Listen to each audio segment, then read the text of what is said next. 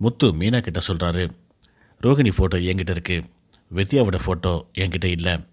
நீ வித்யா கிட்ட போயிட்டு எப்படியாவது ஒரு ஃபோட்டோ மட்டும் எடுத்துகிட்டு வந்துரு, மற்றதை நான் பார்த்துக்கிறேன் அப்படின்னு சொல்லிட்டு மீனாவை அனுப்பி வைக்கிறாரு. மீனா வித்யா வீட்டுக்கு போகிறாங்க.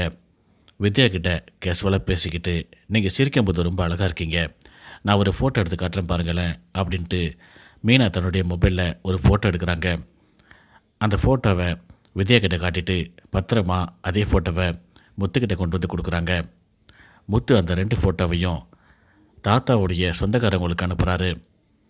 தாத்தா கிட்ட இந்த 2 ஃபோட்டோவையும் காட்டி 2 பேத்தில் யார் அந்த மொபைலை கடையில் கொண்டு வந்து போட்டா அப்படிங்கிறத கேட்டு சொல்லுங்கள் அப்படின்னு சொல்லி கேட்குறாரு. நான் கொஞ்சம் வெளியே இருக்கேன், நான் வீட்டுக்கு போகிறதுக்கு 2 நாள் ஆகும், நான் போயிட்டு கண்டிப்பாக கேட்டு சொல்கிறேன் அப்படின்ட்டு அவங்க சொல்கிறாங்க. அடுத்த சீனில் வீட்டில் ரோஹிணி தனியாக இருக்காங்க.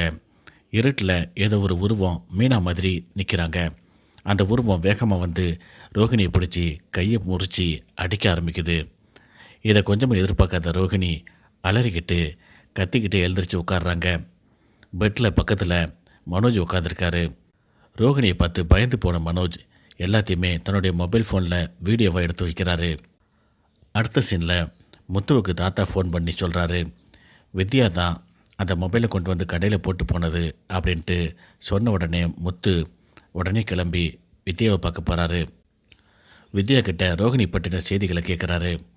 முதல்ல சொல்கிறதுக்கு தயங்கின வித்யா வேறு வழி இல்லாமல் எல்லா உண்மையும் கேட்குறாங்க.